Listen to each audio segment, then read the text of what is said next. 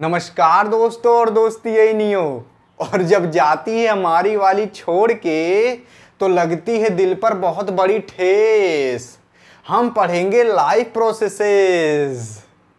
जी हाँ साथियों, जैसा कि आप जानते हो क्लास 10th के बायोलॉजी का पहला चैप्टर है लाइफ प्रोसेसेस। तो इसके सभी कॉन्सेप्ट के बारे में पढ़ने वाले केवल इस एक वीडियो में। और ये चैप्टर आपके लिए बहुत इंटरेस्टिंग होने वाला है क्योंकि इस चैप्टर में हम पढ़ेंगे अपने शरीर के बारे में और तो और प्लांट के बारे में। तो बहुत इंटरेस्टिंग होने वाला है, वीडियो में एंड तक बने रहिएगा।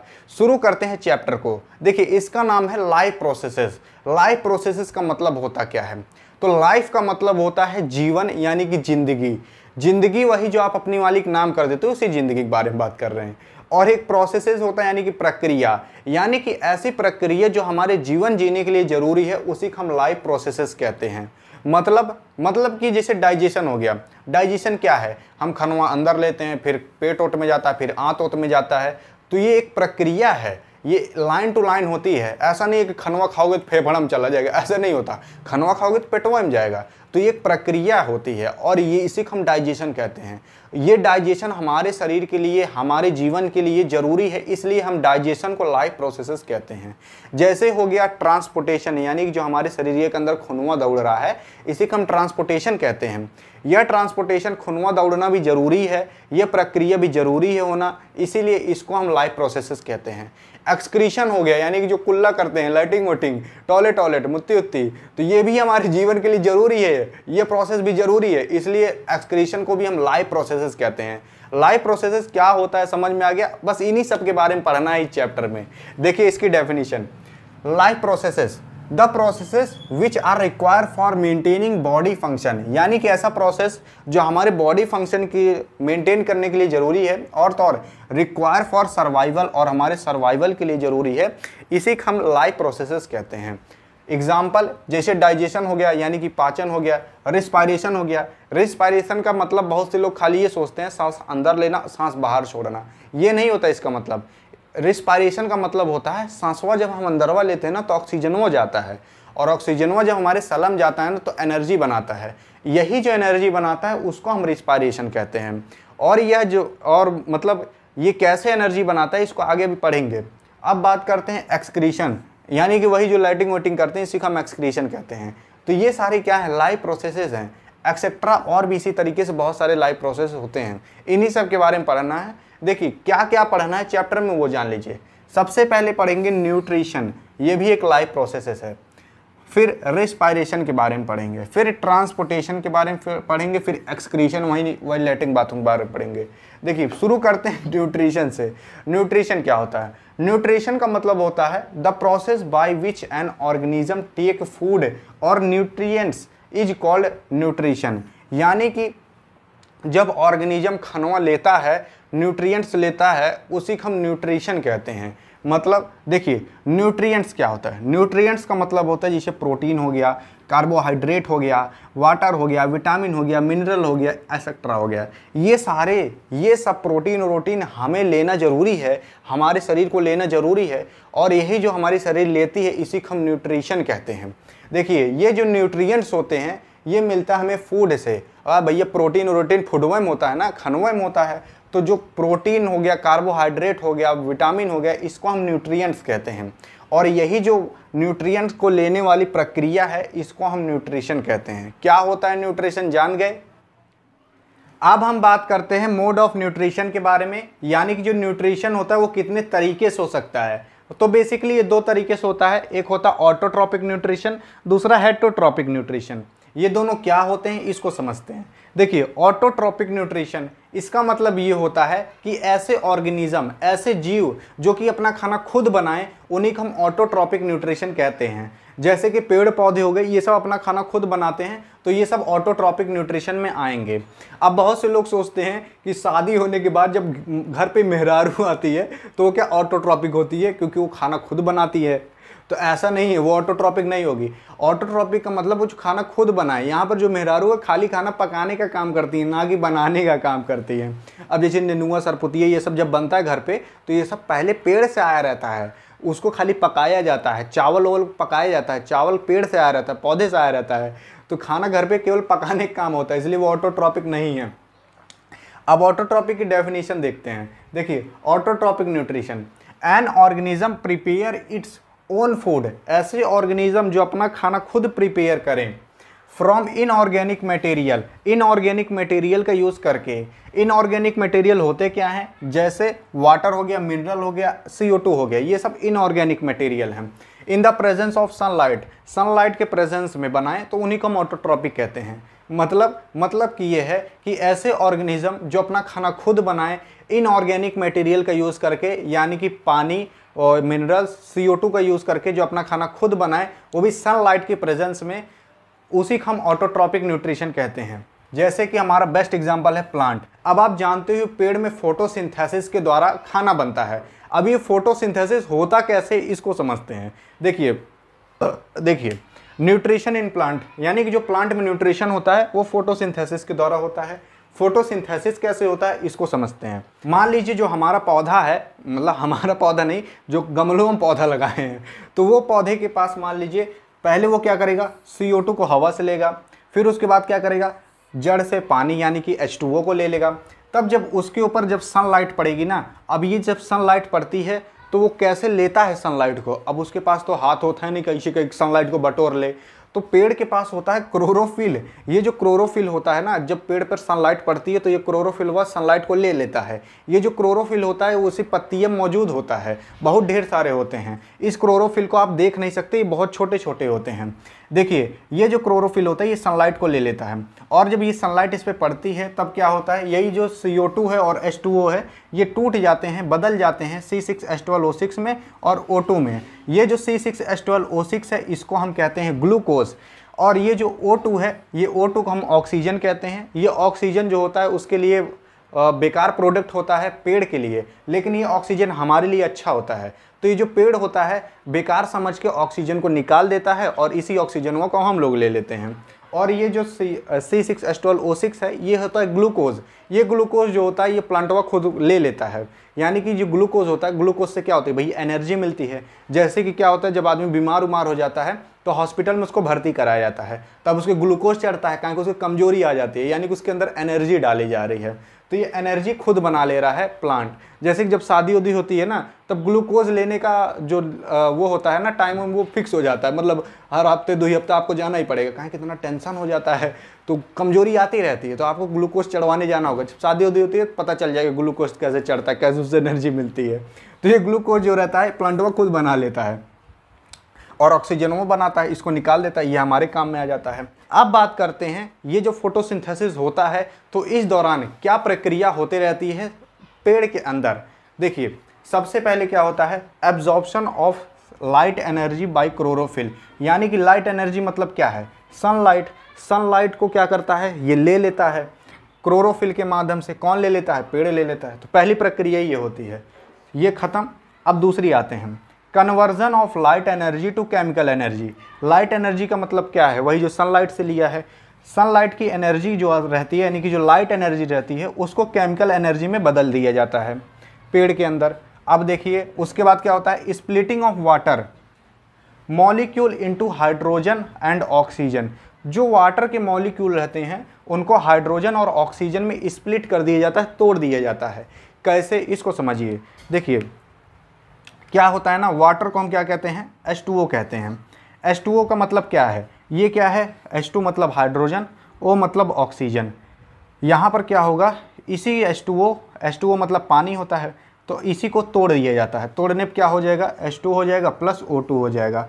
तो ये O2 क्या है, ऑक्सीजन है, H2 क्या है, हाइड्रोजन है। तो पहले क्या था, पहले वाटर था, H2O को वाटर कहते हैं, और वाटर में क्या होता है, 2 हाइड्रोजन होते हैं, 1 ऑक्सीजन होता है। इसी को क्या कर दिया जाता है, तोड़ दिया जाता है, तब ये हाइड्रोजन और ऑक्सीजन में बदल जाता है। तो ये तीसरा काम होता है। चौथा काम क्या होता है, reduction of CO2 to carbohydrate. CO2 का मतलब क्या है, कार्बन डाइऑक्साइड। कार्बन डाइऑक्साइड का रिडक्शन करा दिया जाता है और उसको कार्बोहाइड्रेट में बदल दिया जाता है। अब ये रिडक्शन मतलब होता क्या है, देखिए मैंने पहले चैप्टर यानी कि जो आपकी क्लास का जो पहला चैप्टर है उसमें हमने डिस्कस किया था रिडक्शन ऑक्सीडेशन। रिडक्शन का मतलब ये होता है कि किसी के स्थान, कहीं पर अगर ऑक्सीजन है वहाँ से ऑक्सीजन हटा देना, या फिर किसी स्थान पर हाइड्रोजन को लाकर जोड़ देना, ये दोनों प्रोसेस क्या कहलाते हैं? रिडक्शन कहलाते हैं। ऑक्सीजन को या तो हटा दीजिए या तो हाइड्रोजन को जोड़ दीजिए, दोनों रिडक्शन कहलाते हैं। तो यहाँ पर क्या होता है, सबसे पहले क्या था? CO2 था, यानी कार्बन डाइऑक्साइड। अभी कार्बन डाइऑक्साइड ये जब पूरी प्रोसेस होती है तो यहाँ पर आप देखोगे ये C के साथ यहाँ पर क्या होता है? H आकर जुड़ जाता है, यानी कि C जो है वो H के साथ जुड़ जाता है। पहले C O के साथ जुड़ा था, लेकिन अब C H के साथ जुड़ गया। अब ये जो H है ये हाइड्रोजन है, तो यहाँ पर क्या हुआ? C के साथ H आ गया, तो H आकर जुड़ गया, यानी कि यहाँ पर रिडक्शन हुआ, यानी कि हाइड्रोजन आकर जुड़ गया तो यहाँ पर रिडक्शन हुआ। तो जब यहाँ पर रिडक्शन हुआ ना, तो ये क्या हो गया? ये कार्बोहाइड्रेट के रूप में बदल जाता है। तो इसी तरीके से किया जाता है। तो इतनी प्रोसेस होती है, फोटोसिंथेसिस जब होता रहता है, समझ गए? अब देखिए, अब मैंने आपको बताया कि ये जो क्लोरोफिल होता है ये सनलाइट को एब्जॉर्ब करता है। अब ये क्लोरोफिल होता है पत्ती में। पत्ती में कहाँ होता है उसको थोड़ा समझ लेते हैं, कहाँ एक बहुत इंपॉर्टेंट है। तो देखिए, ये मान लीजिए हमारे पास एक तो पत्ती है, खेलने वाली पत्ती नहीं, पेड़ वाली पत्ती।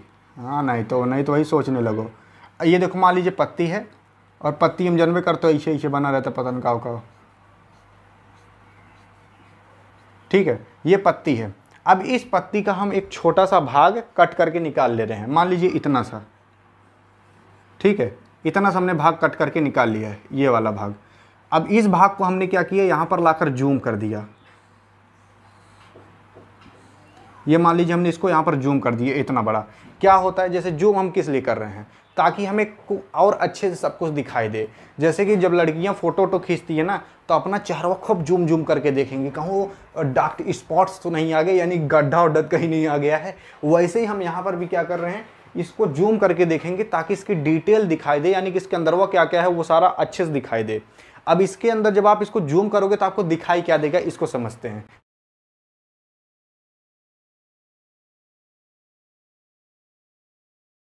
तो कुछ इस तरीके से दिखाई देगा अगर आप जूम करोगे एक पत्ती को। ये आपके बुक में भी बना होगा, आप देख सकते हो। अब देखिए, ऐसा नहीं कि आप कैमरा वैमरा खींच लो तो आपको दिखाई देगा, ये सब माइक्रोस्कोप से दिखाई देगा, बहुत छोटे होते हैं। अब यह क्या है इसको समझते हैं। इस ऊपर वाले भाग को हम कहते हैं क्यूटाइल, CUTICLE, और इसके निचवा वाला जो है इसको हम कहते हैं एपिडर्मिस। ये एपिडर्मिस एक प्रकार की सेल होती है।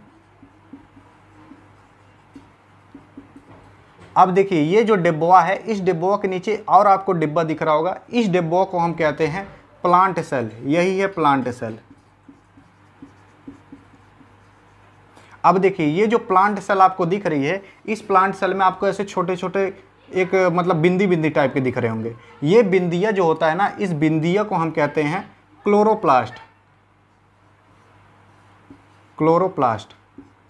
अब ये जो क्लोरोप्लास्ट आपको बिंदिया बिंदी ये सारी दिखाई दे रही है ना, ये जो बिंदिया होती हैं, इस बिंदिया के अंदर छोटी छोटी और बिंदी होती है, और उस बिंदु को हम कहते हैं क्लोरोफिल। अब क्लोरोफिल कहाँ होता है आप जान गए, तो यही क्लोरोफिलिया ये क्लोरोप्लास्ट के अंदर प्रेजेंट होता है। और ये जो क्लोरोप्लास्ट होता है ये ग्रीन कलर का होता है, इसीलिए जो पत्ती का रंग होता है वो ग्रीन कलर का होता है। इसी क्लोरोप्लास्ट के अंदर क्लोरोफिल होता है, और वही क्लोरोफिल ये सनलाइट को कैच करने का काम करता है। तो अब आप जान गए होंगे किस तरीके से फोटोसिंथेसिस होता है, और जो प्लांट की लीव होती है उसमें क्या क्या मौजूद होता है। अब बात करते हैं क्या होता है हेटेरोट्रॉपिक न्यूट्रिशन। तो देखिए, हेटेरोट्रॉपिक न्यूट्रिशन जस्ट इसी का उल्टा होता है। यहाँ पर ऑर्गेनिज्म खुद से खाना बना ले रहा था, हेटेरोट्रॉपिक न्यूट्रिशन में खुद से खाना नहीं बना पाता है, बल्कि एक ऑर्गेनिज्म दूसरे ऑर्गेनिज्म पर डिपेंड रहता है खाना खाने के लिए, जिंदगी जीने के लिए। देखिए, heterotrophic nutrition, organism depend upon other organism for food to survive, यानी कि सर्वाइव के लिए, खाने के लिए एक ऑर्गेनिज्म दूसरे ऑर्गेनिज्म पर डिपेंड रहता है। जैसे कि एनिमल हो गए, ह्यूमन हो गए, आप लोग हो गए, टाइगर लोग हो गए, और ये डॉग लोग हो गए, यानी कि कुकुर, बिलार, छछुन्नर, गाय, भैंस, ये सब क्या है हेटेरोट्रॉपिक न्यूट्रिशन। ये लोग खाना खुद थोड़ी ना बना पाते हैं। अब ये जो हेटेरोट्रॉपिक न्यूट्रिशन होते हैं ये 3 प्रकार से होते हैं। कैसे होते हैं इसको समझते हैं आगे। तो अब बारी आती है हेटरोट्रॉफिक न्यूट्रिशन के जो 3 पार्ट थे। सबसे पहला आता है सेप्रोट्रॉफिक न्यूट्रिशन, दूसरा आता है पैरासिटिक न्यूट्रिशन, तीसरा आता है होलोजोइक न्यूट्रिशन। ये तीनों क्या होते हैं इसके बारे में चर्चा करते हैं। देखिए शुरू करते हैं सेप्रोट्रॉफिक न्यूट्रिशन से। इसका मतलब ये होता है कि ऐसे ऑर्गेनिज्म, ऐसे जीव जो कि अपना खाना प्राप्त करते हैं डेड और डिकेइंग मैटर से, उसी को हम सेप्रोट्रॉफिक न्यूट्रिशन कहते हैं। इसका डेफिनेशन देखिए, organism which fade on dead and decaying matter is called saprotrophic nutrition. जैसे भैया हमारे बैक्टीरिया भैया हो गए और हमारे फंगी हो गए। बात करते हैं पैरासिटिक न्यूट्रिशन क्या होता है। तो पैरासिटिक न्यूट्रिशन ऐसा न्यूट्रिशन होता है जिसमें कि ऑर्गेनिज्म यानी कि जीव दूसरे ऑर्गेनिज्म से फूड प्राप्त करता है लेकिन बिना उसको मारे, उसी को हम पैरासिटिक न्यूट्रिशन कहते हैं। इसका डेफिनेशन देखिए, nutrition in which an organism derives its food from the body of another living organism called its host without killing them। यानी कि ऐसे ऑर्गेनिज्म जो दूसरे ऑर्गेनिज्म से अपना खाना डिराइव करें, अपना खाना लें, उसी को हम कहते हैं पैरासिटिक न्यूट्रिशन। और जिस ऑर्गेनिज्म यानी कि जो ऑर्गेनिज्म से वो लेते हैं खानवा, उस ऑर्गेनिज्म को हम होस्ट कहते हैं और उसको बिना मारे ये खानवा ले लेते हैं, उसी को हम कहते हैं पैरासिटिक न्यूट्रिशन। एग्जाम्पल में देखिए, जैसे मॉस्किटो हो गया, मच्छरवा, देखिए इसको गांव मसा कहा जाता है। ये मच्छरवा क्या करता है, सोते होते रहेंगे, आएगा कहीं भी काट के खून चूस के लेके चला जाएगा। तो ये क्या है, हमें मारा थोड़ी ना, हमें मारा नहीं, लेकिन वो अपना खाना ले लिया, तो क्या हुआ, वो पैरासिटिक न्यूट्रिशन हो गया। अब वो क्या किया, वो हमसे खाना प्राप्त किया, तो हम लोग क्या थे उसके लिए, हम लोग होस्ट थे उसके लिए।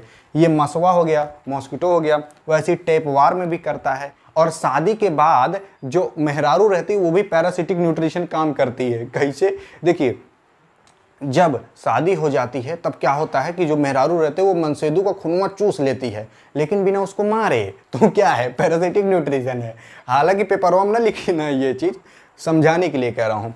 अब बात करते हैं होलोजोइक न्यूट्रिशन की। Holozoic nutrition in which the food is taken in solid liquid form from outside and digest inside body. इसका मतलब क्या है, इसका मतलब ये है कि ऐसा फूड जो हम खाएं, जैसे सॉलिड में भी रहे वो लिक्विड में भी रहे। जैसे हम पनियो पीते हैं, कोल्ड ड्रिंक को पी ले हैं, दाल भात खाते हैं। अब भातवा क्या है, जो चावल क्या है, वो सॉलिड है। तो हम लोग सॉलिड लिक्विड दोनों चीज़ खा रहे हैं। अब देखिए, तो ये क्या है, होलोजोइक है। और उसको हम बाहर से अंदर लेते हैं, यानी कि खानों बाहरवा रहता है, उसको फिर हम अंदर लेते हैं, अपने मुंह में लेते हैं और उसको हम डाइजेस्ट भी करते हैं अपने शरीर के अंदर। तो यही क्या है, होलोजोइक न्यूट्रिशन है। इसमें कई प्रोसेस होते हैं, जैसे इंजेशन, खाने को अंदर लेना मुंह को, उसी की इंजेशन कहा जाता है। फिर पेटवा में जाकर डाइजेस्ट होता है। एब्जॉर्प्शन होता है उसका, यानी कि वो जो खानवा रहता है उसको एब्जॉर्ब किया जाता है, उसमें से जो न्यूट्रिएंट्स रहते हैं, जो प्रोटीन विटामिन्स रहते हैं, उसको एब्जॉर्ब किया जाता है। और भी इसी तरीके से लाइटिंग वोटिंग करके उसका एक्सक्रीजन कर दिया जाता है। तो ये क्या है, होलोजोइक न्यूट्रिशन है। इसमें कई प्रोसेस होते हैं। इसमें जैसे कहा जाते हैं भैया ह्यूमन, हम लोग, और एनिमल, ये जौन गाय, बरधा, भैंस, छछुन्नर और छुन्नर, इन सब में भी ये सब होता है, क्योंकि वो लोग भी लेटरिंग वोटरिंग करते हैं, यानी कि डाइजेस्ट होकर निकल रहा है। तो अब आप जान गए क्या होता है होलोजोइक न्यूट्रिशन। अब इसी होलोजोइक न्यूट्रिशन के बारे में हमें आगे पढ़ना है, और किसके फेवर में पढ़ना है, ह्यूमन के, यानी कि हमारे शरीर के अंदर किस तरीके से डाइजेशन होता है। अब चलिए उसको पढ़ते हैं। अब हम बात करते हैं डाइजेशन इन ह्यूमन, यानी कि ह्यूमन के अंदर किस तरीके से डाइजेशन होता है, यानी कि जो हम खाना खाते हैं वो शरीर में हमारे किस तरीके से पचता है। ये बहुत इंटरेस्टिंग है, बहुत मजा आएगी, ध्यान से सुनिएगा। तो देखिए यहाँ पर मैंने अपना डाइजेस्टिव सिस्टम बना कर रखा है। अपना तो नहीं, ये सबके अंदर कुछ, ये चीज़ सबके अंदर प्रेजेंट होती है, और यही चीज़ कुछ इस तरीके से रियल में दिखाई देती है। हालांकि इसमें आप देखो कि बहुत खचर पचर है, समझ नहीं आ रहा होगा, इसलिए हमने एक सिंपल सा बनाकर ड्राइंग समझेंगे। तो देखिए ड्राइंग ये तो मेरी बहुत अच्छी है, लेकिन कैसे भी करके समझ लीजिएगा। अब हम समझते हैं डाइजेशन इन ह्यूमन। तो देखिए शुरू करेंगे सबसे ऊपर से, जहाँ से हम खाना खाना शुरू करते हैं। कहाँ से खाना खाते हैं, तो भाई ये खाते हैं मुंह से। बहुत से लोग सोचेंगे थलिए से खाते हैं, थलिए की बात नहीं कर रहे हैं, मुँह की बात कर रहे हैं। तो देखिए सबसे पहले हमने खाना खाया मुँह में, देखिए ये हमारा मुँह है, और इसी के ऊपर होता है नोज़, यानी कि हमारी नकिया। नाक का कोई काम नहीं होता खाने में, इसको छोड़िए। देखिए अब हमने खाना खाया मुँह में डालेंगे, उसके बाद कूचे उचेंगे। मान लीजिए कूचने उचने के बाद खानों को हम लील लेते हैं, घोंट लेते हैं। मान लीजिए हमने घोंट लिया, घोंटने के बाद क्या होता है, खानवा जाता है हमारे इस नली में। इस नली को हम कहते हैं ईसोफेगस। ये जो ईसोफेगस होता है ये हमारे मुंह को और पेट को दोनों को कनेक्ट करके रखे रहता है। यह जो ईसोफेगस होता है ये खाने को पहुंचा देगा हमारे पेट में। पेट हमारा कुछ इस तरीके से दिखाई देता है, पेट को हम इंग्लिश में स्टोमच कहते हैं। अब ये जो पेट में जब खाना आता है तो कुछ देर तक खानवा जो रहता है आराम करता है पेट में। आराम करने के बाद ये जो खाना होता है धीरे से चला जाता है इस वाली नली में।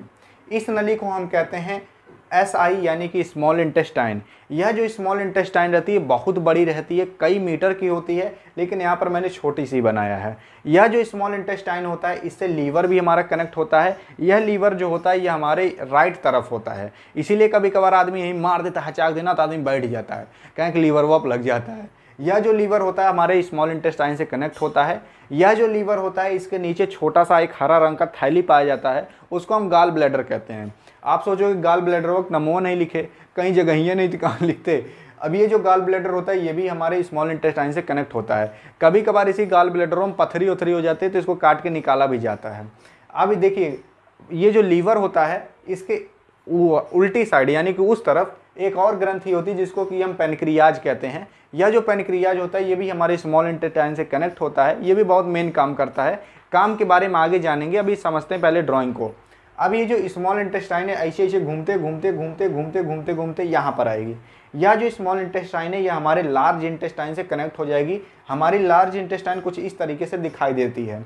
अब ये जो लार्ज इंटेस्टाइन है आप देखेंगे लार्ज इंटेस्टाइन के नीचे ऐसे छोटा सा पूंछ टाइप का निकला रहता है। इस पूंछिए को हम कहते हैं अपेंडिक्स। और शरीर में हमारी ये जो अपेंडिक्स है ये किसी काम का नहीं होता, इसका कोई काम नहीं रहता डाइजेशन में। अगर इस अपेंडिक्स को काट के निकाल भी दीजिए ना तो कोनो फर्क नहीं पड़ेगा। ये अपेंडिक्स कभी कभार इसमें बीमारी हो जाती है तो बहुत तेज पिराता है, तो इसके बाद काट के निकाल दिया जाता है। ऑपरेशन होता है ना तो काट के निकाल देते हैं। डॉक्टरों कहते हैं देख ये तो अपेंडिक्स बहुत पिरा रहा था, फेंक देते हैं डस्टबिन में। इसका कोई काम नहीं होता है, इसीलिए इसको हम वेस्टिजियल ऑर्गन कहते हैं। वेस्टिजियल ऑर्गन का मतलब होता है अवशेषीय अंग यानी कि बिना काम का अंग। ये हमारे शरीर में बिना काम का होता है। लेकिन यही अपेंडिक्स की ये गाय बरधा बछवा छौ में ये बहुत बड़ा होता है, क्योंकि इस अपेंडिक्स का काम होता है घास को पचाना। और हम तो घास खाते नहीं हैं, हालांकि हम जब आदि मानव रहते थे तब घास खाते थे, तब ये हमारे शरीर के अंदर बहुत बड़ा होता था। धीरे धीरे ये छोटा होते चला जा रहा और एक दिन गायब हो जाएगा। लेकिन यही गाय बरधा बछवा छौ बहुत बड़ा होता है, क्योंकि गाय वो घास खाती हैं, तो ये घास उसको पचाने का काम करता है। अब देखिए जब खाना हमारे लार्ज इंटेस्टाइन में आता है तो ऐसे घूमते घूमते खानवा चला जाता है यहाँ पर। और यहाँ पर देखेंगे यहाँ पर क्या होता है, एकदम नीचे वाला भाग इस लार्ज इंटेस्टाइन का, उसको हम कहते हैं एनस। एनस बहुत से लोग कंफ्यूज होते हैं कि एनस यार हमारे आगे वाला भाग होता है कि पीछे वाला भाग होता है। तो सही बता दो तो पीछे वाला भाग होता है, आगे वाले भाग को कुछ और कहते हैं। अब ये जो एनस होता है, एनस के जो ऊपर वाला भाग है ना, यहीं पर आकर लैट्रिनियाँ हमारी स्टोर रहती है। और यहाँ पर लैट्रिनियाँ स्टोर रहती है। कभी कभार क्या होता है कि आदमी बहुत देर तक रोक लेता है तो ज़्यादा लैट्रिनियाँ आके यहाँ पर स्टोर हो जाती है, यानी कि वही जो खनवा पच के आया है उसी को हम लैट्रिनियाँ कहते हैं, यानी पॉटी टट्टी हगा।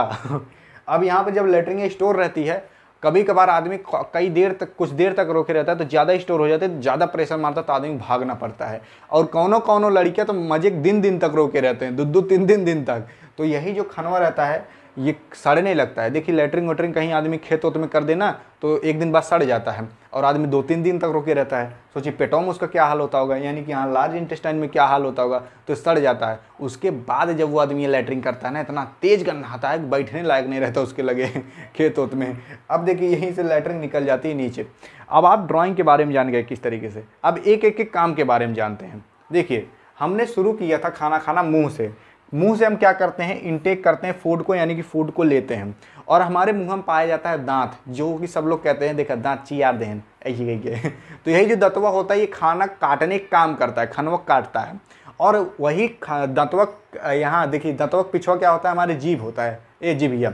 ये जिभिया स्वाद बताता है। और इसी जिभिया के निचवा, यहाँ निचवक तरफ ना, यहाँ पर हमारे होता है सलाइवरी ग्लैंड। ये जो सलाइवरी ग्लैंड होती है सलाइवा बनाने का काम करती है।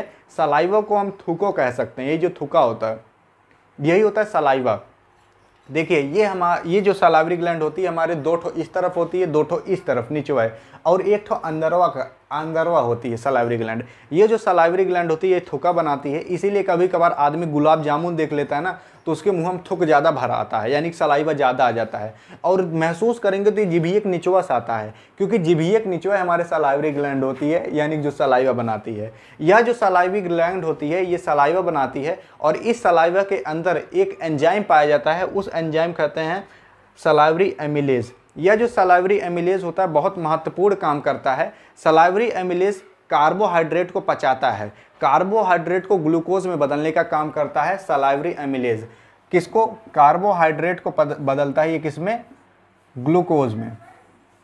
ठीक, इसीलिए जब आदमी कार्बोहाइड्रेट खाता है ना तो उसको बहुत तेज एनर्जी मिलती है, तुरंत मिलती है। जैसे केला वाला खा लीजिए तो तुरंत एनर्जी मिल जाती है। क्यों? क्योंकि केला वाला में कार्बोहाइड्रेट पाया जाता है, और कार्बोहाइड्रेट हमारे मुंह से पचना चालू हो जाता है, इसीलिए हमें तुरंत एनर्जी मिलती है। मुंह से क्यों पचता है? क्योंकि इसमें सलाइवरी एमिलेज पाया जाता है जो कि कार्बोहाइड्रेट को पचाता है। तो अगर पूछे कि हमारे शरीर में सबसे पहले कौन पचना स्टार्ट होता है तो कार्बोहाइड्रेट। कार्बोहाइड्रेट का भी एक छोटा सा भाग होता है जिसको हम स्टार्च कहते हैं, हालांकि वो स्टार्चवा पचना चालू होता है। ठीक है, तो स्टार्च पचना चालू होता है। अब देखिए यहाँ तक तो हमारे थूका का जितना काम था वो हो गया, इसीलिए कहते हैं खाने को कूच के खाइए ताकि जो सलाइवा वो पूरे मुँह में लगे, पूरे खनवा में लगे, और खाना तब हमारा अच्छे से पचेगा। देखिए यह जो सलाइवरी ग्लैंड का काम हो गया, उसके बाद क्या होता है, हम खनवा कूच काच के घोंट लेते हैं। घोंट लिए, घोंटने के बाद ये खनवा चला जाता है ईसोफेगस में। ईसोफेगस जो होता है ये हमारे मुंह को पेट से कनेक्ट कराए रहता है और पेट में खाना पहुंचाने का काम करता है। ये जो ईसोफेगस होता है इसी नली से हमारा खाना आता है। यह जो ईसोफेगस होता है ऐसा नहीं है कि ये छपाक दे पेटवा में खानों को पहुंचा देता है। पता लगा खड़े गुलाब जामुन खा लिए, फचाक से चला गया पेटवा में और यहाँ पर गुलाब जामुन धम में दे जा गिरा, हमारे बहुत तेज पिराएगा। ऐसा नहीं करता ईसोफेगस। ईसोफेगस खनों को आराम आराम से नीचे तक पहुंचाता है। आराम आराम से कैसे पहुंचाता है?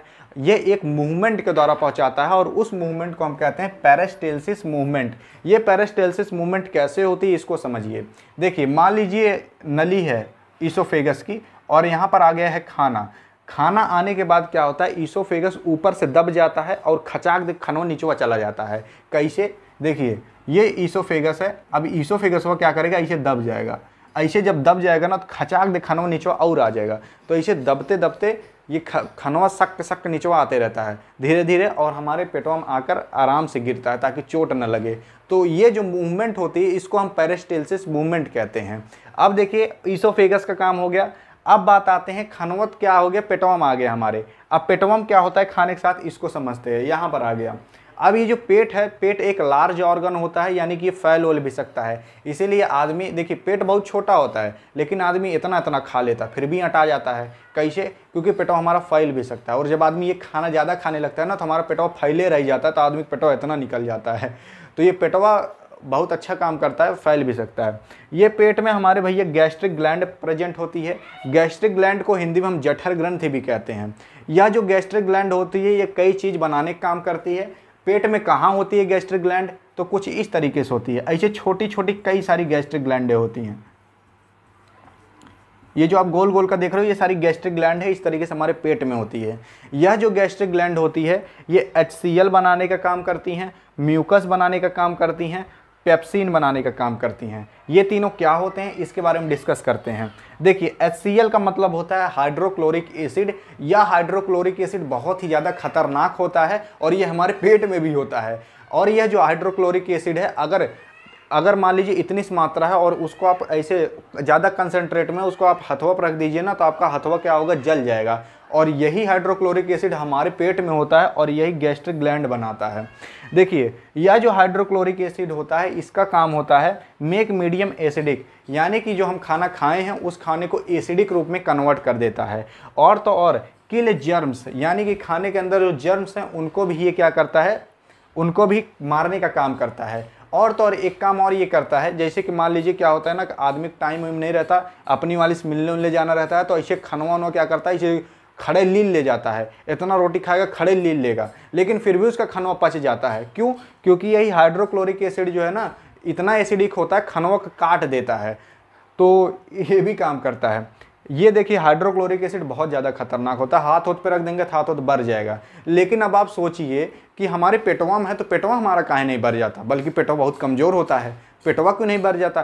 क्योंकि पेटवा में हमारे होता है म्यूकस। ये जो म्यूकस होता है ये बचाने का काम करता है। हमारी जो पेट है उसकी जो अंदर की जो लाइनिंग है, जो क्या है, परत है, वॉल है, उसको बचाने का काम करता है। यानी कि प्रोटेक्ट इनर वॉल किसकी? पेट की। या जो म्यूकस होता है ये हमारे नकियों में होता है। इसे नकिया ऐसे उंगलियाँ डालेंगे, देखिए चिपचिपा पदार्थ लग जाता है, उसी को हम म्यूकस कहते हैं।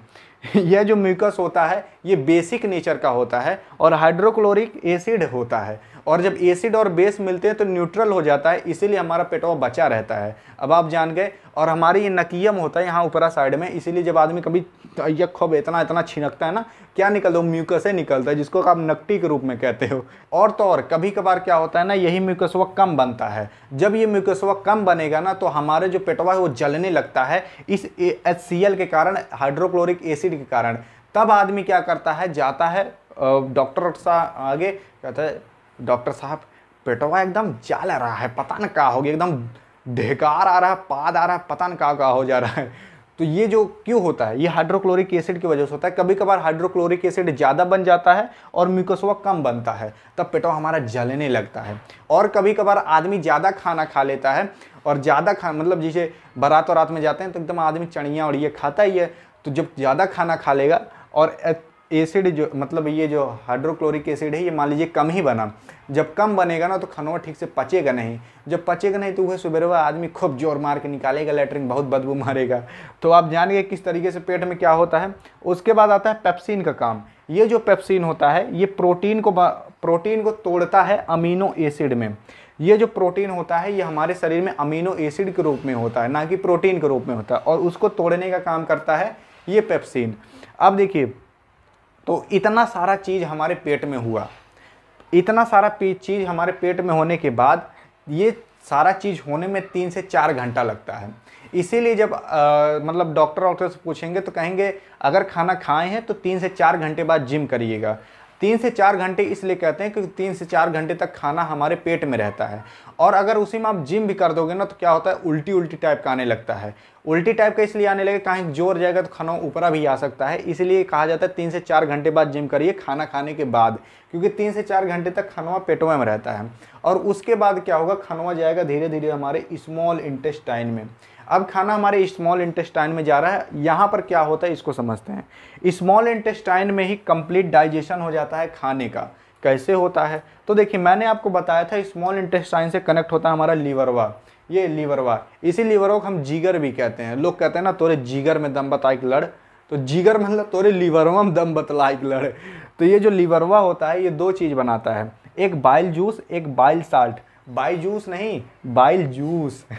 ये जो बाइल जूस होता है ये एक काम करता है मेक एल्कलाइन, यानी कि जो खाना है उसको एल्कलाइन बनाने का काम करता है। एल्कलाइन का मतलब होता है बेसिक नेचर का बनाने का काम करता है, क्योंकि हमारे पेट में जो खाना था वो एसिडिक नेचर था, क्योंकि उसमें हाइड्रोक्लोरिक एसिड था। अब ये जो खाना है हमारे स्मॉल इंटेस्टाइन में जा रहा है, स्मॉल इंटेस्टाइन में ये म्यूकस नहीं बनता है। म्यूकस नहीं बनेगा, हालांकि थोड़ा बहुत होता है लेकिन ज़्यादा मात्रा में नहीं होता म्यूकस।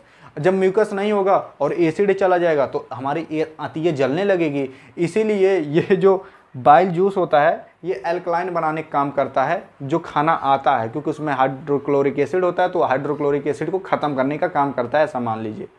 अब खाना हमारे स्मॉल इंटेस्टाइन में आया तो वो बेसिक नेचर का हो जाता है। उसके बाद आता है हमारा बाइल सल्टवा। ये बाइल सल्टवा जो होता है ये ब्रेक करता है फैट को।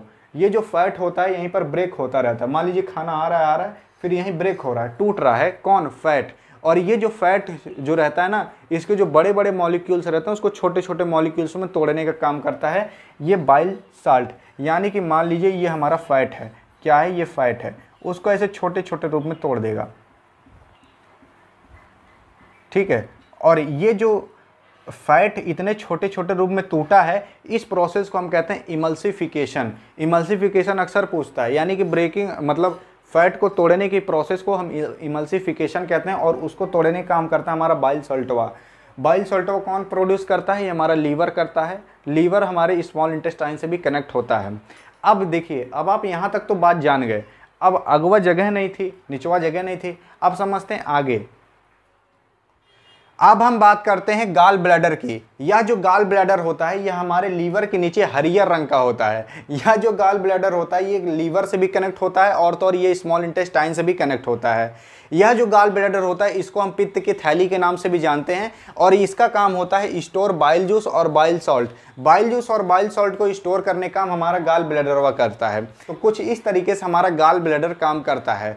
अब बात करते हैं हम पैनक्रियाज क्या काम करता है। पैनक्रियाज जैसा कि आप जानते हो यहाँ पर स्थित होता है। ये थोड़ा इसका पत्ती टाइप का स्ट्रक्चर होता है लेकिन यहाँ किसी और का ही स्ट्रक्चर लग रहा है। ये जो पैनक्रियाज होता है ये भी हमारे स्मॉल इंटेस्टाइन से कनेक्ट होता है किसी एक पाइप के माध्यम से। यह जो पैनक्रियाज होता है ये दो एंजाइम बनाता है। एक एंजाइम का नाम रहता है ट्रिप्सिन और एक एंजाइम का नाम रहता है लाइफेज। यह जो ट्रिप्सिन होता है इसका काम होता है break protein into amino acid. Protein को अमाइनो एसिड में तोड़ने का काम हमारा ट्रिप्सिन करता है। जैसा कि भी आप थोड़ी देर पहले पढ़े थे, पेट में हमारे बनता था पेप्सिन और वो पेप्सिन जो रहता था वो प्रोटीन को अमाइनो एसिड में तोड़ता था। लेकिन जो बचे हुए प्रोटीन रहते हैं जो कि अमाइनो एसिड में पेट में नहीं टूट पाते, वो जब प्रोटीन हमारे पेट इंटेस्टाइन में आते हैं, स्मॉल इंटेस्टाइन में आते हैं, तब वहाँ पैनक्रियाज जो रहता है वो अपना ट्रिप्सिन एंजाइम रिलीज कर देता है और जो बचे हुए प्रोटीन रहते हैं वो हमारे स्मॉल इंटेस्टाइन में प्रोटीन से अमाइनो एसिड में टूट जाते हैं। अब बात करते हैं लाइफेज की। यह जो लाइफेज एंजाइम रहता है इसको भी पैनक्रियाज बनाता है। इसका काम होता है फैट को फैटी एसिड में तोड़ना और ग्लिसरॉल में तोड़ना। देखिए अभी हमने थोड़ी देर पहले पढ़ा था कि ये जो बाइल सल्टवा होता है ये फैट को फैट के बड़े मॉलिक्यूल्स को छोटे मॉलिक्यूल्स में तोड़ता है और वो जो छोटे मॉलिक्यूल्स रहते हैं वो भी तो फैट ही रहते हैं, भले छोटे हैं। तो वो छोटे मॉलिक्यूल्स फैट वाले हैं उनको भी तोड़ने का काम हमारा लाइफेज हुआ करता है। यह लाइफेज जो रहता है फैट को फैटी एसिड में तोड़ देता है और ग्लिसरॉल में तोड़ देता है। अब देखिए यहाँ पर हमारा पैनक्रियाज का काम खत्म हो गया। अब देखिए ये पैनक्रियाज भी स्मॉल इंटेस्टाइन से कनेक्ट होता है। पैनक्रियाज जो चीज़ बनाता है उसको यहाँ स्मॉल इंटेस्टाइन में छोड़ देता है। ठीक है, मतलब यहाँ पैनक्रियाज इसे घच्चे से तोड़ छोड़ देगा स्मॉल इंटेस्टाइन में। अब पैनक्रियाज काम खत्म। बात करते हैं विलाई क्या होता है। देखिए यह जो विलाई होता है यह हमारे स्मॉल इंटेस्टाइन में फिंगर लाइक प्रोजेक्शन की तरह होता है, फिंगर लाइक स्ट्रक्चर तरह, यानी कुछ इसी तरीके से होता है। अब देखिए यह जो विलाई होता है finger like projection in small intestine यानी कि एसआई मतलब क्या है, स्मॉल इंटेस्टाइन में ही होता है। यह जो विलाई होता है इसका काम होता है increase surface area of absorption. यहाँ पर आपको एक समझने की बात है। देखिए जो विलाई होता है वो सरफेस एरिया, एब्जॉर्प्शन के सरफेस एरिया को इंक्रीज करता है। मतलब कि देखिए जब हमने खाना खाया तो हमारा खाना पेटवा में आया, पेटवा में आने के बाद ये स्मॉल इंटेस्टाइन में आया। जो स्मॉल इंटेस्टाइन होता है ना उसमें खाने का एब्जॉर्प्शन होता है। एब्जॉर्प्शन का मतलब ये होता है कि खाने के अंदर जितने भी प्रोटीन विटामिन मिनरल्स हैं उनको सोख लेने का काम होता है स्मॉल इंटेस्टाइन में। और वो सोखा किसके माध्यम से जाता है, तो ये विलाई के माध्यम से सोखा जाता है। जैसे कि देखिए ये मान लीजिए हमारा स्मॉल इंटेस्टाइन है, तो उस स्मॉल इंटेस्टाइन में क्या होता है ना, इस तरीके से विलाई होते हैं। ये फिंगर लाइक प्रोजेक्शन होते हैं जो बहुत छोटे छोटे होते हैं, कई लाखों होते हैं। ठीक है, ये जो विलाई होते हैं ये विलाई पे जैसे खाना टच होता है, मान लीजिए अब यहाँ से खाना आ रहा है, ये खाना मान लीजिए है, ये जैसे जैसे खाना इस पर टच हो रहा है, देखिए जो खाना इस पर टच होगा उस टच हुए खाने में जितना भी प्रोटीन विटामिन मिनरल्स रहेगा उसको ये विलाई सोख लेता है। और यह जो विलाई होता है इससे कनेक्ट होता है ब्लड वेसल्स। देखिए यह विलाई है। अब यहाँ पर मैं एक विलाई बनाता हूँ बड़ा के, ये मान लीजिए एक ठो विलाई है। ठीक है, इस विलाई में क्या होता है, ब्लड वेसल आए रहते हैं, यानी कि छोटी छोटी नसें आई रहती हैं खून की। इसमें इस तरीके से छोटी सी नस आई है खून की। ठीक है, मान लीजिए नस है। अब ये जो विलाई है इस पे ऊपर मान लीजिए खाना टच हुआ। अब ये जो विलैया रहेगी ना, खनवस क्या करेगी, प्रोटीन विटामिन सोख लेगी। सोखने के बाद क्या करेगी, यही प्रोटीन विटामिन को ये दे देगी हमारे ब्लड वेसल में। और ये जो ब्लड वेसल है यानी कि जो नस है, नस में आया रहता है खून, और वही जो खूनवा रहता है वो प्रोटीन विटामिन को ले लेगा और खून जानते ही हमारे पूरे शरीरिया में दौड़ता रहता है, तो पूरी शरीरिया में दौड़ दौड़ के पूरे प्रोटीन विटामिन को फैला देगा। और हमारा पूरा शरीर बना है सेल से, और वो पूरे प्रोटीन विटामिन हमारे पूरे सेल्स में पहुंच जाएंगे। यानी जो ब्लडवा रहता है कुछ इस तरीके काम करता है, ले सेल ले प्रोटीन ले विटामिन ले मिनरल्स ले, इस तरीके से सारे सेलों को ये पूरा प्रोटीन विटामिन सब कुछ बांट देता है। कौन, ब्लड बांट देता है। काम खत्म विलाई का। विलाई हमारे स्मॉल इंटेस्टाइन में प्रेजेंट होती है। अब बात करते हैं हम लार्ज इंटेस्टाइन की। देखिए अब ये जो खाना रहेगा इस तरीके से पूरी प्रोसेस हमारे स्मॉल इंटेस्टाइन में चलते रहेगी और उसके बाद धीरे से खाना आ जाएगा हमारा लार्ज इंटेस्टाइन में। यह जो लार्ज इंटेस्टाइन होता है इसका मेन काम होता है एब्जॉर्ब वाटर, खाने में जो पानी का मात्रा है उसको एब्जॉर्ब करने का काम हमारा लार्ज इंटेस्टाइन करता है। देखिए यह जो लार्ज इंटेस्टाइन रहता है एक और काम करता है, remove rest of material from anus. अब जो बचा हुआ प्रोडक्ट है अब उनको क्या किया जाएगा, बाहर निकाल दिया जाता है एनस के माध्यम से।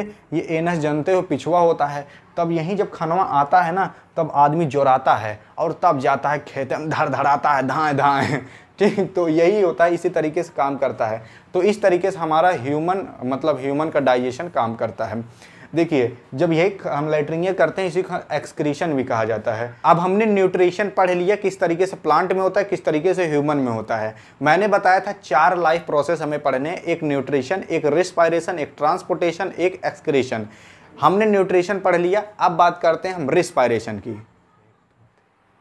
अब हम बात करते हैं सेकंड लाइफ प्रोसेस यानी कि रिस्पायरेशन की। तो रिस्पायरेशन होता क्या है, तो रिस्पायरेशन होता है the process by which cell use oxygen, यानी कि ऐसा प्रोसेस जिसके माध्यम से जो हमारी सेल होती है वो ऑक्सीजन को यूज करती हैं और to break down glucose and obtain energy, ताकि वो ग्लूकोज को ब्रेक डाउन कर सके और एनर्जी को ऑब्टेन कर सके, एनर्जी को बना सके, इसी को हम कहते हैं रिस्पायरेशन। अब ये किस तरीके से होता है, अभी इसके बारे में हम डिटेल से चर्चा करने वाले हैं, लेकिन सबसे पहले ये जान जाइए रिस्पायरेशन के 2 पार्ट होते हैं। एक होता है एरोबिक रिस्पायरेशन, एक होता है एनारोबिक रिस्पायरेशन। ये दोनों क्या होते हैं, तो बात करते हैं हम एरोबिक रिस्पायरेशन की। Aerobic respiration produce energy in the presence of oxygen, यानी कि जब ऑक्सीजन प्रेजेंट है, जब ऑक्सीजन है तो उस दौरान जो एनर्जी बनाई जाती है इसको हम कहते हैं एरोबिक रिस्पायरेशन।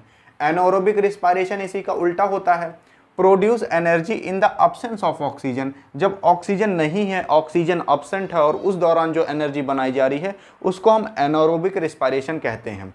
अब देखिए, अब आप बहुत सुन रहे होगे यार ऑक्सीजन है तो एनर्जी बनाई जा रही है, कैसे ये सब होता है, कहाँ होता है, इन सब के बारे में अब चर्चा करते हैं। तो आप जानते ही हो हमारे शरीर के अंदर ग्लूकोज पाया जाता है और इस ग्लूकोज का फॉर्मूला होता है C6H12O6। और जब यही ग्लूकोज हमारे साइटोप्लाज्म में जाता है, साइटोप्लाज्म का मतलब होता है जो हमारी सेल होती है उसमें जेली टाइप का लिक्विड पाया जाता है, उसे हम साइटोप्लाज्म कहते हैं और इसको हमने कक्षा 9 में पढ़ा था, याद होगा आपको। अब यही जो साइटोप्लाज्म होता है जब इसमें ग्लूकोज आता है तो यही ग्लूकोज वो पायरुवेट में बदल जाता है और एनर्जी में बदल जाता है।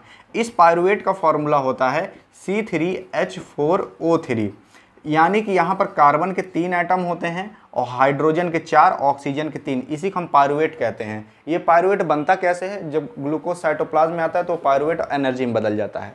अब यहाँ पर आपको कॉन्सेप्ट जानने की ज़रूरत है। मान लीजिए जिस सेल में ये आया है उस सेल में अगर हम मान लेते हैं कि एब्सेंस ऑफ ऑक्सीजन है, यानी कि ऑक्सीजन है भी नहीं किया, तो उस दौरान क्या होगा इसके साथ, तो उस दौरान होगा ये जो पायरुवेट है ये एथेनॉल में बदल जाएगा, प्लस CO2 गैस निकलेगी और एनर्जी तो रहेगी ही। तो आप देख सकते हो कि एब्सेंस ऑफ ऑक्सीजन है, ऑक्सीजन नहीं है फिर भी एनर्जी बन रही है, इसको हम क्या कहेंगे, एनारोबिक रिस्पायरेशन। ये जो एथेनॉल होता है इसका फॉर्मूला होता है C2H5OH। अब आपको मैं इसका एक एग्जांपल देता हूं एनारोबिक रिस्पायरेशन का। ये एनारोबिक रिस्पायरेशन है, इसका बेस्ट एग्जांपल होता है ईस्ट। ईस्ट का मतलब जानते हो जिसको कि हम खमीर कहते हैं। इसी ईस्ट की वजह से ये जो ब्रेड होता है, ये जो केक ओक होता है जो अपनी वाली को बर्थडे देते हो, कटवाते हो, तो वो जो ब्रेडवा मतलब वो जो केक होता है, केक का नीचे वाला पार्ट देखेंगे वो खाने में मजा आती है क्योंकि वो ब्रेड का बना हुआ होता है। और देखेंगे वो गुलगुलाहा होता है, मतलब क्या होता है, गुलगुल होता है, गद्देदार होता है। तो वो गद्देदार क्यों होता है, यानी गुलगुलाहा क्यों होता है, क्योंकि इसी की वजह से होता है, ईस्ट की वजह से, क्योंकि ये जो होता है ये गुलगुलाहा बना देता है ब्रेड को, जो केक होता है, ठीक है। तो इसी की वजह से होता है, अब आप जान गए होंगे, बेस्ट एग्जांपल है। अब देखिए ये जो ईस्ट होता है ना, ईस्ट यूनिसेलुलर ऑर्गेनिज्म है, यानी कि एक सेल का बना हुआ होता है। अब हम बात करते हैं लैक ऑफ ऑक्सीजन की। ये जो मान लीजिए ऐसी कोई सेल है जिसमें कि ऑक्सीजन की कमी है लेकिन ऑक्सीजन है, उस दौरान क्या होगा, तो उस दौरान यही जो पायरुवेट है ये लैक्टिक एसिड में बदल जाएगा और एनर्जी भी बनेगी। अब इसका बेस्ट एग्जांपल देता हूं मैं आपको। मान लीजिए हम लोग दौड़ के आए हैं, जब दौड़ के आते हैं तो क्या होता है ना, गोड़ वोड़ पिराने लगता है, हाँफा छूटने लगता है। ये जो हाँफुआ छूटता है कहाँ छूटता है, यानी कि हमारे शरीर के अंदर ऑक्सीजन कमी हो गई है तो हमारी शरीर ये कहीं जल्दी जल्दी सांस ले, तो हम इसे जल्दी जल्दी सांस लेते हैं ताकि ऑक्सीजन बराबर हो सके, यानी कि हमारे अंदर ऑक्सीजन कमी हो गई है, लैक ऑफ ऑक्सीजन, ऑक्सीजन है लेकिन कमी है। उस दौरान क्या होता है, हमारे शरीर के अंदर लैक्टिक एसिड बनने लगता है, इसीलिए हमारा गोड़वा जो रहता है एकदम फाटने लगता है, पिराने लगता है। तो अगर कौनो लड़का दौड़ के आ रहता है ना, तो कहता है यार गोड़वा फाट रहा है, बहुत तेज पिरा रहा है। कहाँ पिरा रहा है, ये लैक्टिक एसिड उसके अंदर बन गया, उसके सेल के अंदर पैर के, इसीलिए गोड़वा जो रहता है पिराने लगता है लैक्टिक एसिड के कारण। और ये जो मतलब लैक्टिक एसिड की वजह से क्रैम्प्स व्रैम्प्स भी आ सकते हैं, गोड़वा फाट भी सकता है अंदरवा से। अब देखिए ये लैक्टिक एसिड हो गया, ये हमारे शरीर के अंदर भी बनता है जब ऑक्सीजन कमी हो जाती है। अब हम बात करते हैं प्रेजेंस ऑफ ऑक्सीजन। मान लीजिए ऑक्सीजन है तो उस दौरान क्या होगा, तो उस दौरान यही जो पायरुवेट है ना, ये वाटर प्लस CO2 निकलेगा और एनर्जी तो बनेगी ही। तो ये क्या है, अब यहाँ पर देखिए प्रेजेंस ऑफ ऑक्सीजन यानी कि ऑक्सीजन है और एनर्जी बन रही है, तो ये क्या होगा, ये एरोबिक रिस्पायरेशन होगा। ठीक है, तो इस तरीके से कुछ होता है। और ये जो प्रेजेंस ऑफ ऑक्सीजन है ये हम कहाँ होता है, तो ये हमारे सेल के अंदर होता है। सेल में हमारे पाया जाता है माइटोकॉन्ड्रिया। ये जो माइटोकॉन्ड्रिया होता है इसी के अंदर ये सारी प्रोसेस होती है प्रेजेंस ऑफ ऑक्सीजन वाली। अब आप जानेंगे किस तरीके से ये सारी चीज़ें हमारे अंदर होती हैं। अब चलते हैं नेक्स्ट टॉपिक पर। अब हम बात करते हैं ह्यूमन रिस्पायरेटरी सिस्टम की, यानी कि ह्यूमन किस तरीके से सांस लेता है, किस तरीके से उनके अंदर रेस्पायरेशन होता है। तो देखिए यहाँ पर हमने अपना फेफड़ा बना कर रखा है, अपना तो नहीं, ऐसे सबके अंदर होता है और ये रियल में कुछ इस तरीके से दिखाई देता है और इसी के ही माध्यम से हम सांस ले पाते हैं। हमारे पास दो फेफड़े होते हैं, एक राइट वाला एक लेफ्ट वाला। जो लेफ्ट वाला फेफड़ा होता है वो थोड़ा सा छोटा होता है राइट वाले के मुकाबले, क्योंकि यहाँ पर देखेंगे ये लेफ्ट वाला थोड़ा सा अंदर तरफ दबा हुआ रहता है। ऐसा इसलिए होता है क्योंकि यहीं पर हमारे दिल होता है, तो दिल थोड़ा सा लेफ्ट वाले को धकिया के रखे रहता है। अब ये जो लेफ्ट वाला फेफड़ा होता है थोड़ा छोटा हो गया, ये जान गए। अब देखिए हम सांस लेते कहाँ से हैं, तो हम सांस लेते हैं नकिया से। तो ये नकिया जो छेदवा होता है इसको हम कहते हैं नसल कैविटी, और सबसे पहले यहीं पर सांस जाती है, यहीं गई सांस, फिर उसके बाद कहाँ जाती है, अंदरवा जाती है, अंदर पाइप में, और उसे हम कहते हैं फेरिंग्स। और फेरिंग्स के बाद हमारी सांस जाती है लैरिंग्स में, यानी कि और नीचे। लैरिंग्स जो होता है हमारा यही होता है, देखेंगे लड़कों में ज़्यादा जनाई देता है। ये जो हड्डियाँ उठी है ना, इसको हम कहते हैं एडम एप्पल, और इसी के ही अंदर लैरिंग्स होता है। और इस लैरिंग्स को हम वॉइस बॉक्स के नाम से भी जानते हैं। ऐसा इसलिए क्योंकि यहीं से आवाज़ बन के आती है। विश्वास ना हो तो आप ऐसे यहाँ पर हाथ रखिए और उसके बाद कहिए, प्रिया मैं तुम्हें छोड़कर कभी नहीं जाऊँगा, तो देखेंगे यहाँ पर वाइब्रेट भी करेगा क्योंकि यहीं से आवाज़ बन के आती है। अब इसके बाद सांस जाती है हमारी और नीचे, और इस पाइप को हम कहते हैं ट्रैकिया। ये जो ट्रैकिया होता है इसको हम विंड पाइप के नाम से भी जानते हैं। और ट्रैकिया में ऐसे सी टाइप का कार्टिलेज लगा रहता है जो कि इस पाइप को पिचकने से रोकता है। पता लगा सांस लिए और उसके बाद सांस छोड़ रहे हैं, ये पाइपिए पिचक गया, ससिए बाहर नहीं आ रही है, तो यहाँ पर सी टाइप का कार्टिलेज लगा रहता है जो कि पाइप को पिचकने से रोकता है। और उसके बाद जब और नीचे जाएंगे और नीचे जब सांस जाएगी तो ये पाइप दो पाइप में डिवाइड हो जाता है, और ये दोनों पाइप जो डिवाइड हुई हैं इनको हम ब्रोंकस कहते हैं। और उसके बाद जो ब्रोंकस रहता है वो आगे चल के कई और पाइप में डंडी डंडी में डिवाइड हो जाता है, और उसको हम कहते हैं ब्रोंकियोलिस। और ये जो ब्रोंकियोलिस रहता है इसके अंतिम वाले पार्ट पर देखेंगे कुछ अंगूर टाइप का लगा रहता है, थोड़े दाने टाइप के, उसे हम एल्वियोली कहते हैं। ये जो एल्वियोली होता है ये हमारे फेफड़े में लाखों में होते हैं, लेफ्ट और राइट वाले दोनों में। अब यही एल्वियोली सबसे महत्वपूर्ण काम करता है। इसमें क्या करता है इसके बारे में समझते हैं। ये जो जितना भी मैंने आपको बताया केवल यहाँ सब सांस आता जाता है और कोनो काम नहीं होता। एल्वियोली में मेन काम होता है, क्या होता है इसको समझते हैं। देखिए alveoli the many tiny air sac of lungs, lungs में कई सारे एल्वियोली होते हैं जो कि एयर सैक की तरह काम करते हैं। Which allow rapid gaseous exchange, जो कि गैसियस एक्सचेंज में मदद करते हैं। देखिए एल्वियोली जो होता है वो कनेक्ट होता है ब्लड वेसल से, और ब्लड वेसल का मतलब क्या है, यानी कि खून की नस, यानी कि उसमें खून आया रहता है, और खून में हमारे पाया जाता है हीमोग्लोबिन। यह हीमोग्लोबिन जो रहता है वो ऑक्सीजन को कैरी करने का काम करता है और कार्बन डाइऑक्साइड को थ्रो करने का काम करता है।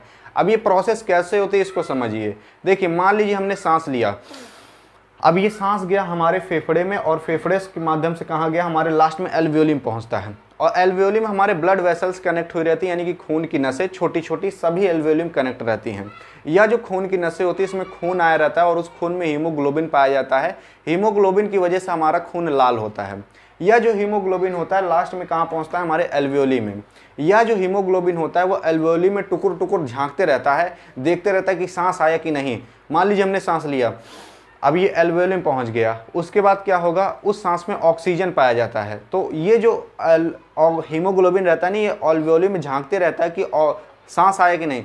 मान लीजिए सांस गया, अब सांस में ऑक्सीजन जो रहेगा ना, उसको एल्वेओली पकड़ेगा और उसको ले जाएगा, पूरे सेल में बांट देगा। ले सेल ऑक्सीजन, ले ऑक्सीजन, ले ऑक्सीजन, इस तरीके से बांट देता है। और सेल में जो कार्बन डाइऑक्साइड पहुंचता है ना, उसको पकड़ता है पहले, उसका इसे मुड़िया दबाता है, फिर लाता है एल्वेओली में। एल्वेओली में कार्बन डाइऑक्साइड को छोड़ देता है। उसके बाद जब हम ऐसे करते हैं ना, 12वां जब ससिए छोड़ते हैं तो कुल कार्बन डाइऑक्साइड वह फेंका जाता है। इस तरीके से कुछ होता है। और फिर उसके बाद हीमोग्लोबिनवा यहीं रहेगा एल्वेओली में, एल्वेओली में टुकुर टुकुर झांकता रहेगा। जैसे सांस लेंगे ऑक्सीजन को पकड़ेगा, पूरे सेल में बांट देगा। उसके बाद जो सेल में कार्बन डाइऑक्साइड है उसको पकड़ेगा, ले आकर एल्वेओली में छोड़ देगा। तो इस तरीके से हमारे अंदर ऑक्सीजन अंदर बाहर होते रहती है, कार्बन डाइऑक्साइड अंदर बाहर होते रहती है। जान गए। ये जो डायफ्रागम होता है ये मदद करता है हमारी सांस लेने में। ये जो सांस कैसे मदद करता है, जैसे कि मान लीजिए हमने सांस लिया, अब हमारा फेफड़ा फूल जाएगा। फूलने के बाद फेफड़ा बड़ा हो गया, यानी कि डायफ्रागम नीचे दब गया। उसके बाद फेफड़े में इतनी ताकत नहीं रहती कि फिर से वो अपनी सांस बाहर छोड़ सके। तो ये डायफ्रागम क्या करता है, उठ जाता है ऊपरा। जब ऊपरा उठ जाएगा तो ये पिचक जाता है थोड़ा सा, कौन, फेफड़वा। जब पिचक जाएगा तब क्या होगा, ससिए बाहर फेंका जाती है, ऐसी कहिए। ठीक, तो इसी तरीके से चलता रहता है। अब देखिए, अब आपको यहाँ पर एक कॉन्सेप्ट समझने की बात है। देखिए, the energy release during cellular respiration, cellular respiration के दौरान जो एनर्जी रिलीज होती है, सेलुलर रिस्पायरेशन है क्या। देखिए, रिस्पायरेशन क्या होता है, ऑक्सीजन का यूज़ करके वही जो एनर्जी बनती है, ये भी हमने थोड़ी देर पहले पढ़ा था। यहाँ पर सेलुलर रिस्पायरेशन का मतलब क्या है, यानी कि सेल के अंदर जो एनर्जी बन रही है।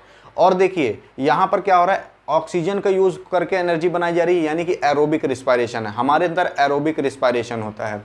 देखिए, तो ये जो सेलुलर रिस्पायरेशन होता है इज़ यूज टू सिंथेसाइज, इसको यूज किया जाता है सिंथेसाइज यानी कि बनाने में, मॉलिक्यूल्स कॉल्ड एटीपी, एटीपी बनाने में यूज़ किया जाता है। एटीपी जो रहता है वो हमारे अंदर स्टोर होकर रहता है in the form of energy, energy के फॉर्म में।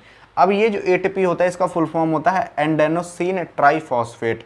ये जो एंडेनोसिन ट्राइफॉस्फेट होता है इसी को एटीपी कहा जाता है। और ये एटीपी जो रहता है ये एनर्जी करेंसी ऑफ लाइफ है हमारी, यानी कि एनर्जी करेंसी ऑफ लाइफ भी कह सकते हो, एनर्जी करेंसी ऑफ सेल भी कह सकते हो। तो कुछ इस तरीके से हमारे अंदर सांस अंदर बाहर आती जाती है और हमारे अंदर क्या होता है, एनर्जी बनती है। एनर्जी कहाँ बनती है, सेल के अंदर जो माइटोकॉन्ड्रिया वहाँ पर बनती है। ये सब आप जानते ही होंगे। तो हमने पढ़ लिया किस तरीके से ह्यूमन में रिस्पायरेशन होता है। अब हम पढ़ते हैं किस तरीके से प्लांट में होता है। अब हम बात करते हैं कि किस तरीके से प्लांट में रिस्पायरेशन होता है, यानी कि किस तरीके से प्लांट सांस लेता है और उससे एनर्जी बनाता है। तो बेसिकली प्लांट सांस लेता है अपने स्टोमेटा से। स्टोमेटा कुछ इस तरीके से दिखाई देता है, हालांकि रियल में इस तरीके से दिखाई देता है, लेकिन हम इसी से ही जान लेंगे। देखिए, ये जो स्टोमेटा होता है ये प्लांट के लीफ के निचले हिस्से पे पाया जाता है और इसी से ही प्लांट सांस लेता है। ये जो स्टोमेटा होता है इसमें भी कई चीज़ पाई जाती हैं, जैसे कि ये जो स्टोमेटा है इसकी जो बाहर चरकोन्ना बना है इसको हम कहते हैं एपिडर्मल सेल। ये जो स्टोमेटा है इसको, ये जो गोल गोल बना है इसको हम कहते हैं क्लोरोप्लास्ट। ये जो स्टोमेटा है ये चीज़ जो है इसको हम कहते हैं गार्ड सेल। स्टोमेटा के जो बीच वाला हिस्सा है इसको हम कहते हैं स्ट्रोमल पोर। अब इसका अलग अलग काम होता है हर चीज़ का, वो जानिए। देखिए, ये जो स्ट्रोमल पोर होता है यही स्ट्रोमल पोर खुलता है और बंद होता है और इसी से ही ये सांस लेता है स्टोमेटा। देखिए, ये जब खुलता है स्टोमल पोर तब यही स्टोमेटा सांस ले लेता है, ऐसे सांस ले लिया, फिर ये बंद हो जाएगा, फिर जब ये खुलेगा फिर इसे सांस ले लेगा, फिर बंद हो जाएगा। तो यहीं से ही जो स्टोमेटा होता है वो सांस लेता है। अब ये सांस लेता कैसे है, मतलब ये खुलता बंद कैसे होता है, तो ये जो गार्ड सेल है ना, यही गार्ड सेल वह इसको बंद कराता है, खुलवाता है। बड़ा अच्छा काम करता है गार्ड सेल। अब जैसे कि हमारे अंदर डायफ्रागम काम करता था वैसे यहाँ पर गार्ड सेल काम करता है। अब देखिए, अब आप जान गए किस तरीके से प्लांट सांस लेता है। अब आप कभी सोचिए कि जो प्लांट होता है जब पतझड़ का मौसम आता है, पतझड़ का मतलब क्या है, पत्ती झड़ जाती है। हम लोग का भी आता है मौसम, जब हम लोग का बटुआ झड़ का मौसम आता है, मतलब जैसे जब 14 तारीख आती है ना, वो वाला, हाँ, वैलेंटाइन वाला, तब क्या होता है कि उस कुछ मतलब कुछ 6-7 दिन में देखिए हम लोग का कुल बटुआ झड़ते रहता है। कभी टेडी बियर ले जाओ, कभी चॉकलेट ले जाओ, कभी रोज ले जाओ, तो ऐसे ही होता रहता है, कभी खियाए ले जाओ। तो क्या होता है कि मतलब हर दिन हमारा बटुआ झड़ता रहता है, तो हम लोग को बटुआ झड़ का मौसम आता है। वैसे ही प्लांट का पतझड़ का मौसम आता है, यानी कि उसका पत्तों झड़ जाता है।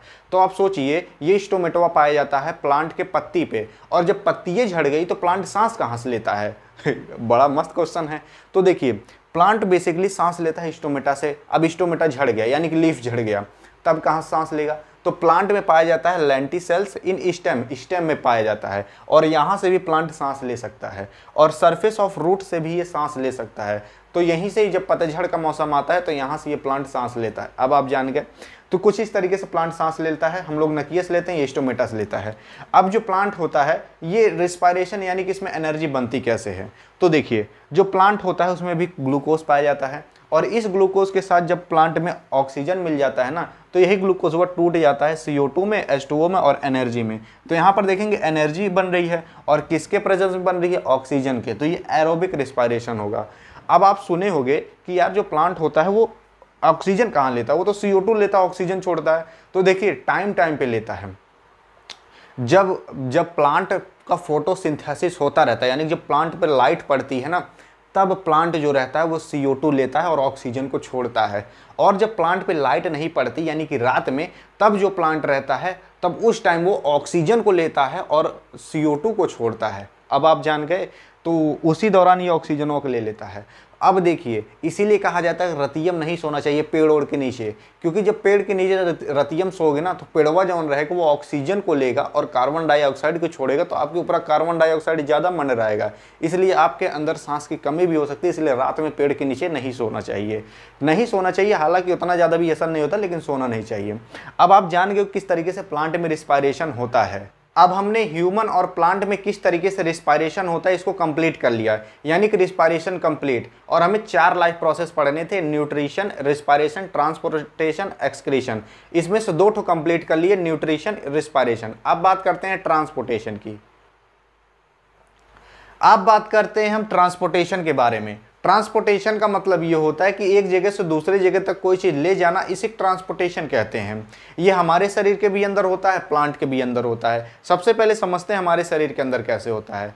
तो ट्रांसपोर्टेशन करने का काम हमारे शरीर में ब्लड करता है। जैसा कि आप जानते हो, CO2 हमारे शरीर के लिए अच्छा नहीं है, तो भले हमारे गुड़वम CO2 हो, तो गुड़वा से CO2 लाने का काम हमारा ब्लड करता है, और उस CO2 को लाएगा लंग्स में और ढकेल देगा लंग्स में, लंग्स के माध्यम से बाहर आ जाता है। तो इस तरीके से ब्लड जो रहता है वो ट्रांसपोर्ट करने का काम करता है। और ये जो ब्लड रहता है इसको हम कनेक्टिव टिश्यू के भी कहते हैं। और ये जो ब्लड रहता है, it transport necessary substance and metabolic waste. देखिए, ये नेसेसरी सब्सटेंस को भी ट्रांसपोर्ट करता है, यानी कि जो अच्छी चीज़ें जो ज़रूरत है हमारे शरीर के लिए, और मेटाबॉलिक वेस्ट को भी ये ट्रांसपोर्ट करता है। मेटाबॉलिक मतलब जो हमारे शरीर के लिए ज़रूरत नहीं है उसको भी ये ट्रांसपोर्ट करता है। अब ये जो ब्लड होता है इसके अलग अलग कंपोनेंट होते हैं। इसके मेन कंपोनेंट के बारे में बात करते हैं। पहला होता है प्लाज्मा, दूसरा होता है RBC। जो RBC होता है इसको हम रेड ब्लड सेल कहते हैं। WBC होता है तीसरा, यानी कि वाइट ब्लड सेल। चौथा होता है प्लेटलेट्स। इन चारों के काम के बारे में समझते हैं। देखिए, ये जो प्लाज्मा होता है ये कुछ येलो कलर का होता है, और ये जो प्लाज्मा होता है ये ट्रांसपोर्ट करने का काम करता है फूड, यानी कि वही ग्लूकोज C6H12O6 और CO2 को, और वेस्ट प्रोडक्ट, और इसी तरीके से और भी कई चीज़ों की ये ट्रांसपोर्ट करता है। कौन ट्रांसपोर्ट करता है? ये प्लाज्मा। बात करते हैं WBC की। WBC यानी कि red blood cell. Red blood cell जो होता है ये कंटेन किए रहता है, अपने अंदर रखे रहता है हीमोग्लोबिन को। ये हीमोग्लोबिन जन्मे करते हो, ये ऑक्सीजन वक्त ट्रांसपोर्ट करता है, यानी कि O2 को। अब बात करते हैं हम WBC की। ये जो WBC होता है इसी की वजह से हमारी इम्यूनिटी बनी रहती है, और ये WBC फाइट करता है harmful bacteria, virus and germ से। अगर आपका WBC अच्छा है तो आपको कोरोना कुछ नहीं कर पाएगा। बात करते हैं प्लेटलेट्स की। प्लेटलेट जो होता है ये हेल्प करता है हमारे ब्लड क्लॉटिंग में। ब्लड क्लॉटिंग मतलब खून का थक्का जमाने में। जैसे कहीं कट गया, अब कटने के बाद क्या होता है ना कि वहाँ पर खून बहता है, लेकिन कुछ देर बाद बंद हो जाता है, पपड़ी जम जाती है। वो पपड़ी किस लिए जमती है? इस प्लेटलेट्स की वजह से यही जमा देता है। अगर ये ना जमाए तो ये बहता ही रहेगा। जैसे कबो कभार क्या होता है ना कि कौनों वाली छोड़ ओढ़ के चले जाता है, नसीये काट लेता है, तो नसीये काट लेता है, लेकिन फिर भी मरहम पट्टी करने के बाद देखेंगे वहाँ पपड़ी जम जाती है। ये प्लेटलेट्स की वजह से जमता है। अब आप जानते हो कि ये जो खून होता है ये हमारे शरीर के अंदर दौड़ता है। अब ऐसा तो है नहीं कि अपने आप पे दौड़ेगा, जैसे गाड़ी है उसमें इंजन लगा है तब दौड़ रही है, वैसे हमारे शरीर में भी एक इंजन लगा हुआ है जिसको कि हम दिल कहते हैं, हार्ट कहते हैं। अब ये हार्ट ही खून को दौड़ाता रहता है। कैसे दौड़ाता है इसके बारे में समझते हैं। अब हम समझते हैं कि हमारा हार्ट किस तरीके से काम करता है, किस तरीके से ब्लड को पंप करता है। ये जो हार्ट होता है इसको हम दिल भी कहते हैं, और कई लड़कों तो दिला ऐसे बनाते हैं, ऐसे दिला नहीं रहता है। देखिए जो हमारा दिल होता है कुछ रियल में इस तरीके से दिखाई देता है। यह जो दिल होता है इसमें देखेंगे भगवान ने कई नसें कहीं से भी फिट कर दी हैं, तो समझने में बड़ी दिक्कत होगी। तो इसलिए हम सिंपल सा आप ही की तरह एक तो दिल बनाएं और यहीं से समझ लेंगे तुरंत है। अब ये जो दिल होता है देखेंगे लेफ्ट तरफ हल्का सा राइट तरफ दो तरफ होता है। ये जो दिल होता है बीच में देखेंगे एक ठो वॉल है, इस वॉल को हम बोलते हैं सेप्टम। यही जो वॉल होती है ये दिल को सेपरेट करके रखे रहती है राइट और लेफ्ट वाले भाग को। अब ये जो दिल होता है इसके बारे में कुछ जान लेते हैं। ये जो देखिए जो हमारा हार्ट है ये एक मस्कुलर ऑर्गन है, यानी कि पूरा मसल से बना है, इसमें हड्डी नहीं होती। ये जो हार्ट है ये इसके दो साइड होते हैं, यानी कि एक राइट साइड एक लेफ्ट साइड। ये जो हार्ट होता है मतलब जो लेफ्ट और राइट साइड होता है वो सेपरेट होता है बाई सेप्टम, जो कि आप जान गए। अब ये जो हार्ट होता है इसके 4 चैम्बर होते हैं। 4 चैम्बर का मतलब इसके 4 कमरे होते हैं। कहाँ कहाँ होते हैं तो देखिए ये हार्ट है हमारा, तो एक ये ऊपर कमरा हो गया, एक नीचे कमरा हो गया, फिर एक ऊपर कमरा हो गया, एक नीचे कमरा हो गया, टोटल 4 कमरे हो गए। ये 4 कमरे का अलग अलग नाम होता है। देखिए ये राइट तरफ है ये लेफ्ट तरफ है, तो जो राइट तरफ है ना उसको हम कहते हैं राइट एट्रियम और राइट वेंट्रिकल। ऊपर वाले को एट्रियम नीचे वाले को वेंट्रिकल। अब देखिए बस आपको केवल लेफ्ट और राइट याद करना है। इधर देखिए लेफ्ट एट्रियम तो इधर नीचे लेफ्ट वेंट्रिकल, यानी कि जो राइट तरफ है तो वो राइट एट्रियम राइट वेंट्रिकल, जो लेफ्ट तरफ है वो लेफ्ट वेंट्रिकल लेफ्ट एट्रियम। तो इस तरीके से होता है। अब देखिए इन कमरे का अलग अलग काम होता है, इसको समझते हैं। देखिए जो राइट एट्रियम होता है ना, दिल का काम होना यहीं से शुरू होता है। कैसे? जो राइट एट्रियम होता है इससे 2 नसें आकर कनेक्ट हुई होती हैं और दोनों नस का सेम नाम होता है वेना कावा। ये जो वेना कावा नस होती है ये खून लाने का काम करती हैं दिल में, वो भी डीऑक्सीजनेटेड ब्लड लाती हैं। डीऑक्सीजनेटेड ब्लड का मतलब ये होता है जिसमें कि ऑक्सीजन की कमी हो। तो हमारे शरीर में जितने भी ऐसे खून होते हैं जिसमें ऑक्सीजन कमी होती है तो वो वेना कावा नस ले आती है हमारे दिल में और लाइट एट्रियम में लाकर छोड़ देती है। ये जो ऊपर वाली नस है ये हमारे शरीर के ऊपर वाले भाग का डीऑक्सीजनेटेड ब्लड लाती है, और ये जो नीचे वाली नस है ये हमारे शरीर के नीचे वाले भाग का खून लाती है। हाँ, तो ये मतलब दोनों नसें डीऑक्सीजनेटेड ब्लड लाती हैं और भलभलाक लाक हमारे दिल में छोड़ देती हैं राइट एट्रियम में। अब जो राइट एट्रियम होता है इसके नीचे एक तो देखेंगे वॉल लगा होता है। ये जो वॉल होता है जब खूनवा यहाँ पर आता है राइट एट्रियम में तो ये ऑटोमेटिक खुल जाता है। ये वॉल खुलने के बाद खूनवा भलभलाक नीचवा गिर जाता है। अब ये जो खूनवा गिरा कहाँ गिरा? राइट वेंट्रिकल में। अब जब खूनवा गिरता है ना तो उसके बाद दिला फिर से धक्क दे करता है। जब दिला धक्क दे करता है ना तो जितना भी राइट वेंट्रिकल में खून गिरा है वो सारा इस नस में चला जाता है। इस नस का नाम होता है पल्मोनरी आर्टरीज। ये जो नस होती है ये जाके कनेक्ट होती है हमारे लंग से यानी फेफड़वा से, और फेफड़वा में जानते ही हो ऑक्सीजन आया रहता है।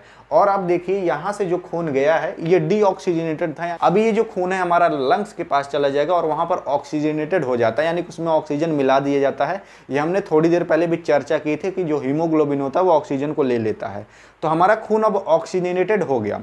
ऑक्सीजनेटेड होने के बाद यही खून जो है अब आ जाता है ऑटोमेटिक इस नस में, पल्मोनरी वेन्स। ये जो पल्मोनरी वेन्स है ये हमारे फेफड़े से कनेक्ट होती है और हमारे फेफड़े में जो ऑक्सीजनेटेड ब्लड हो गया है उसको लाने का काम करती है लेफ्ट एट्रियम में। लेफ्ट एट्रियम में अब हमारे ऑक्सीजनेटेड खून आया यानी कि जिसमें ऑक्सीजन है। ये जो खून जब यहाँ पर आता है तो ये ऑटोमेटिक ये वाली वॉल खुल जाती है। खुलने के बाद कुल भलभलाक खूनवा नीचे गिर जाता है और यहाँ पर गिरता है लेफ्ट वेंट्रिकल में। ये जो लेफ्ट वेंट्रिकल है जैसे यहाँ पर खून गिरता है फिर दिला धक्क दे कर देता है। धक्क दे करने के बाद दिला जो हमारे खून यहाँ पर आया है पूरा ये खूनवा भलभलाक इस नसियम चला जाता है, और इस नसियम जाने के बाद ये इस नसिया का नाम होता है एरोटा। ये नस जो होती है बहुत मोटी होती है और ये पूरी नसा हमारे शरीर में फैली होती है। ये जो नस होती है ये पहले एक नस निकलती है दिल से और उसके बाद यही नसिया आगे चल के कई ब्रांच इसके बन जाते हैं, कई पार्ट में डिवाइड हो जाती है। ये जो नस होती है फिर हमारे पूरे शरीर में फैली रहती है और ऑक्सीजनेटेड ब्लड ले घूमती है। तो कुछ इस तरीके से हमारा दिल काम करता है। अब देखिए बहुत से लड़कों कहते हैं कि मेरा दिला खाली तुम्हारे लिए धड़कता है। अब इसमें कहीं आया ही नहीं कि अपनी वाली के लिए धड़कता है, ये दिला खाली ब्लड के लिए धड़कता है ताकि ब्लड को ऑक्सीजनेटेड करे और ब्लड को दौड़ा सके, तो इसीलिए खाली दिल धड़कता है। तो अगर आपसे कौनो कहे ना कि मेरा दिल खाली तुम्हारे लिए धड़कता है, क्या तो हमारा भाग ये बा ब्लड के लिए धड़कता है तुम्हारा दिल, तो इस तरीके से हमारा दिल काम करता है। अब केवल आप इस चार्ट को समझ लीजिए, आपको पूरा याद हो जाएगा ये काम। देखिए सबसे पहले खून आता है डीऑक्सीजनेटेड ब्लड, किससे आता है? वेना कावा से। हमारे किस में आता है? राइट एट्रियम में। राइट एट्रियम में आने, देखिए राइट एट्रियम में आया, फिर कहाँ जाएगा? राइट वेंट्रिकल में खूनवा नीचे गिर जाएगा। खूनवा नीचे गिरने के बाद दिल धक्का दे करेगा और उसके बाद सारा खूनवा चला जाएगा पल्मोनरी आर्टरीज में। पल्मोनरी आर्टरीज हमारे लंग से कनेक्ट होती है, वहाँ खून जो रहता है वो ऑक्सीजनेटेड हो जाता है। ऑक्सीजनेटेड जो ब्लड रहेगा वो फिर आ जाता है पल्मोनरी वेंस, यानी कि इसमें आ जाएगा। फिर उसके बाद जो खूनवा पल्मोनरी वेंस में आया है वो कहाँ आ जाएगा? लेफ्ट एट्रियम में। लेफ्ट एट्रियम में, लेफ्ट एट्रियम में आने के बाद खूनवा गिर जाता है लेफ्ट वेंट्रिकल में। खूनवा गिर जाएगा यहाँ सारा लेफ्ट वेंट्रिकल में। फिर उसके बाद जो लेफ्ट वेंट्रिकल है वो क्या करेगा? मतलब फिर दिल धड़केगा और खून चला जाएगा सारा एरोटा वाली नस में। ये जो नस होती है ये पूरे बॉडी में फैली होती है, हमारा पूरा खूनवा बॉडी में फैल जाता है। तो कुछ इस तरीके से होता है। और इस पूरी प्रोसेस को होने में सोचोगे कितना देर लगता है, तो 1 आध घंटा तो लगेगा ही, इतना देर नहीं लगता, खाली 0.8 सेकंड का समय लगता है ये पूरी प्रोसेस होने में। और इसीलिए जो हमारा हार्ट होता है वो 1 मिनट में 72 बार धड़क देता है, बल्कि 1 मिनट में केवल 60 ही सेकंड होते हैं। तो कुछ इस तरीके से हार्ट हमारा काम करता है। तो आई होप अब आपको समझ में आ गया होगा। देखिए बहुत से लोग क्या करते हैं, हार्टों में इसे बाण मार देते हैं। अगर हार्टों में बाण मारोगे ना तो एट्रियम ओट्रियम में छेद हो जाएगा, तो खूनवा आएगा तो इधर उधर भाग जाएगा, तो क्या होगा? दिला जो रहेगा ना, क्या होगा? दिलम छेद हो जाएगा। तो इसीलिए कभी दिल उल में ये तीर उर ना मारा करिए, दिक्कत हो जाएगी। तो अब आप जान गए किस तरीके से हमारा हार्ट काम करता है। और देखिए इसमें हमने बात करी थी कुछ आर्टरीज और वेन्स, नस के बारे में। तो अब कुछ नस के बारे में जान लेते हैं। अब हम बात करते हैं ब्लड वेसल्स के बारे में, यानी कि जो खून की नसें होती हैं। तो बेसिकली एक नस होती है जिसका नाम रहता है आर्टरीज, दूसरी नस का नाम रहता है वेन्स। अब ये दोनों कैसे काम करती हैं इसको समझते हैं। देखिए arteries carry oxygenated blood accept pulmonary artery, यानी कि जो आर्टरी रहती है वो हमेशा कैरी करे रहती है ऑक्सीजनेटेड ब्लड, लेकिन केवल एक ऐसी आर्टरी होती है जो कि डीऑक्सीजनेटेड ब्लड कैरी करे रहती है, जिसका नाम रहता है पल्मोनरी आर्टरी। अब ये जो आर्टरी रहती है हमेशा थिक रहती है और इलास्टिक रहती है। यह जो आर्टरी रहती है, इस आर्टरी में सबसे बड़ी जो नस रहती है उसका नाम रहता है एरोटा, यानी कि लार्जेस्ट आर्टरीज इज एरोटा। ये जो एरोटा रहती है हमारे हार्ट से निकलती है, जैसा कि आप जानते हो, और ये आगे चल के कई ब्रांच में बट जाती है। ये जो आर्टरी रहती है, अगर हम बात करें जो नस होती है, और नस का जो सबसे छोटा वाला भाग होता है, यानी कि जब नस जो रहती है वो धीरे धीरे आगे चल के कई पार्ट में बढ़ती है, तो जब आगे चल के ऐसा एक पार्ट आता है कि केवल एक सेल की बची रहती है, तो वो जब एक सेल की बची रहती है तो उसको हम कैपिलरीज कहते हैं, यानी कि smallest vessels which are one cell called capillaries. ये जो कैपिलरीज होती है ये भी मान चलो तो नस होती है, और ये भी खून उनको ट्रांसपोर्ट करने का काम करती है। अब देखिए बात करते हैं वेन्स। ये जो वेन्स होती है ये कैरी कर रहती है हमेशा डीऑक्सीजनेटेड ब्लड, लेकिन केवल एक ऐसी वेन्स होती है जो कि ऑक्सीजनेटेड ब्लड कैरी कर रहती है, उसका नाम रहता है पल्मोनरी वेन्स।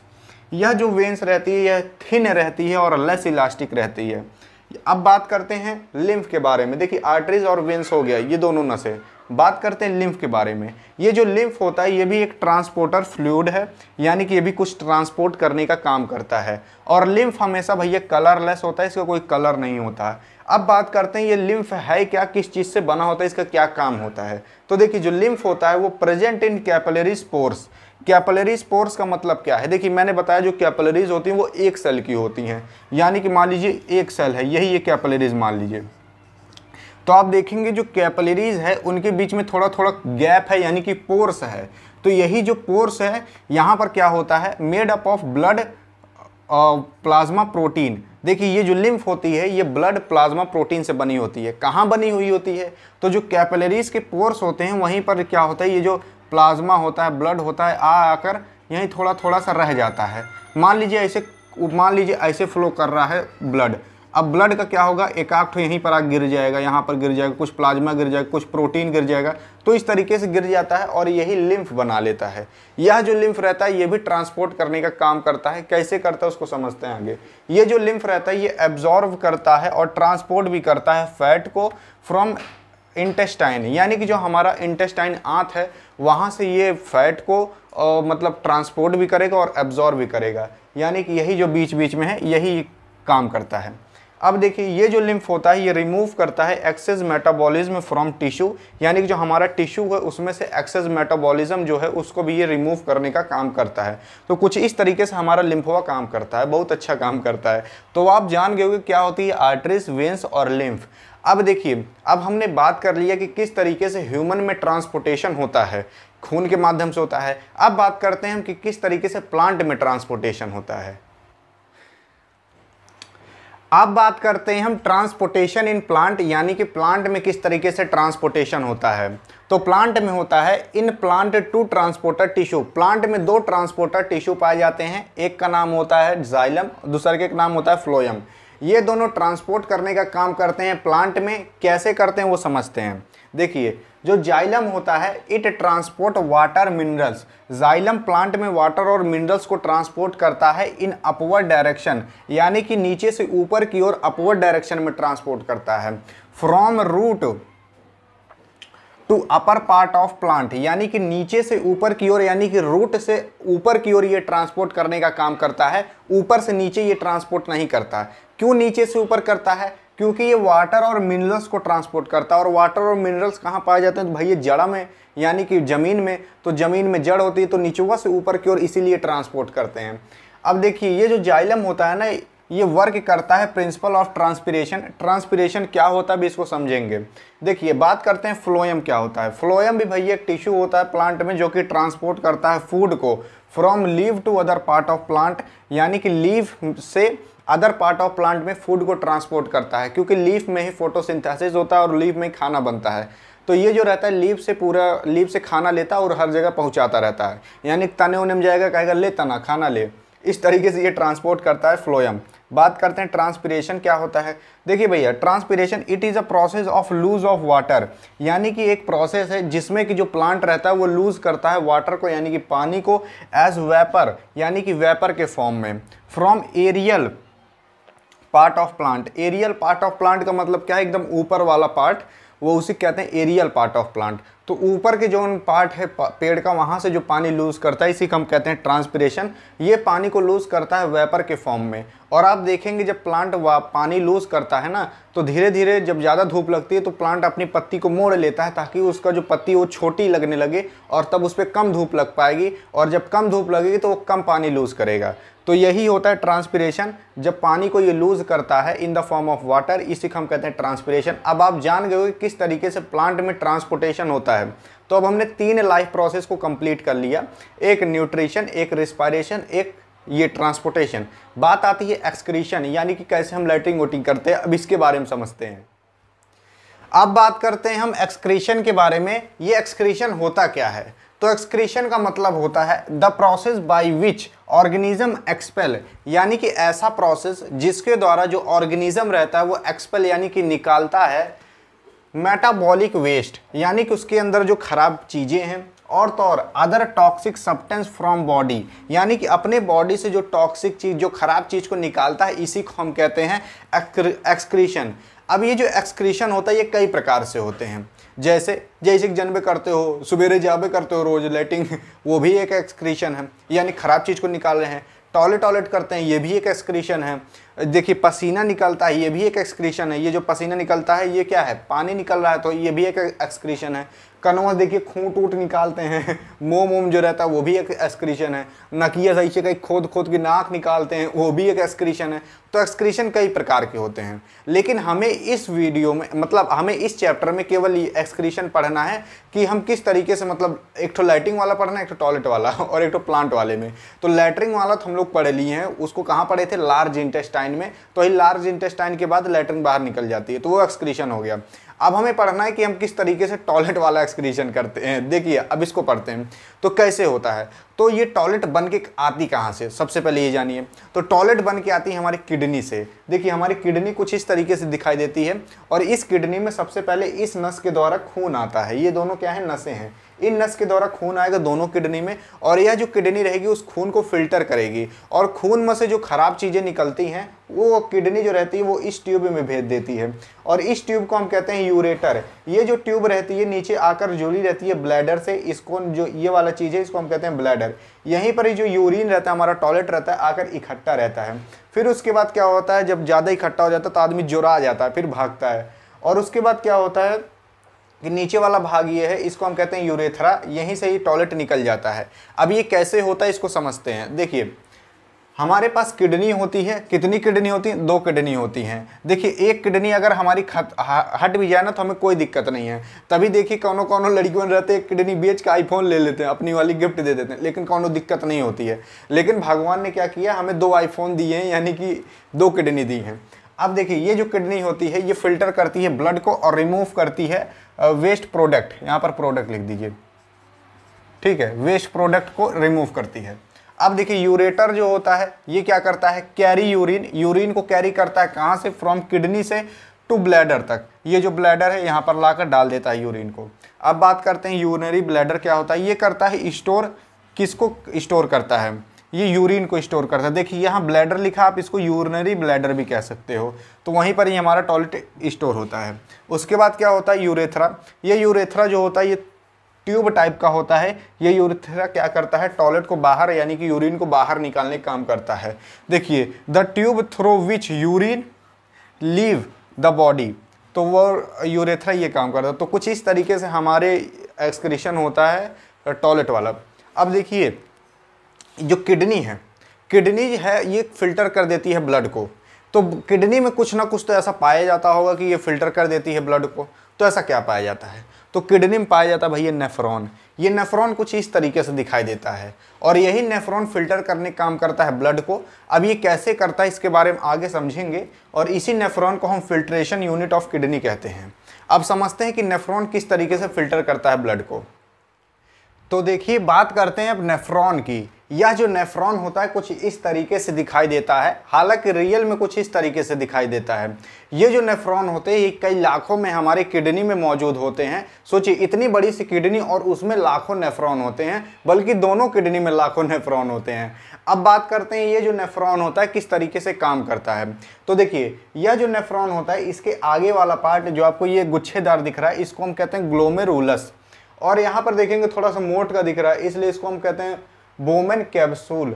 अब ये कैप्सूल की तरह इसलिए इसको हम बोमेन कैप्सूल कहते हैं। और देखेंगे कुछ ऐसे ट्यूब की तरह आया हुआ है। यहाँ पर जो ट्यूब है इस ट्यूब को हम कहते हैं हेलेन लूप।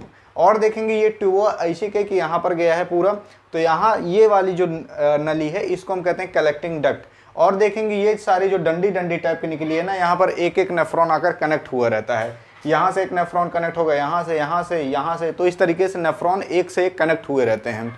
अब इन सब का काम क्या होता है इसको समझते हैं। देखिए यहाँ पर जो हमारा ग्लोमेरुलसवा है इसका काम होता है फिल्टर करना ब्लड। देखेंगे यहाँ से ये क्या आया है, ये नस आई हुई है। यह जो नस आई रहती है यहाँ पर पहले फिल्टर होता है ब्लड, लेकिन ये जो ग्लोमेरुलसवा है ना एक बहुत खराब काम करता है। ये ग्लोमेरुलसवा खाली ब्लड को छानता है, यानी कि जितना ब्लड आया उसको केवल छान देगा, उसको फिल्टर कर देगा। तो खाली ब्लड को फिल्टर करके भेज देता है और जो इसमें चीज़ अच्छी चीज़ रहती है खराब चीज़ रहती है ये दोनों छान देता है। मान लीजिए प्रोटीन विटामिन मिनरल्स ये हमारे लिए अच्छा है, लेकिन उसको भी ये छान के अलग कर देगा।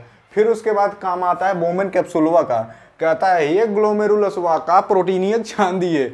तब इसीलिए ये बोमेन कैप्सूलवा क्या करता है, ये रीअब्जॉर्प्शन करता है कि जितने अच्छे चीज़ छाने हुए हैं फिर इसको अच्छे चीज़ को ये छांट के अलग करता है। कौन, ये बोमेन कैप्सूल अच्छे चीज़ को छांट कर अलग करेगा, प्रोटीन विटामिन मिनरल्स इन सबको छांट कर अलग करेगा, फिर भेज देगा हमारे बॉडी में। तो इस तरीके से ये रीअब्जॉर्प्शन करता है।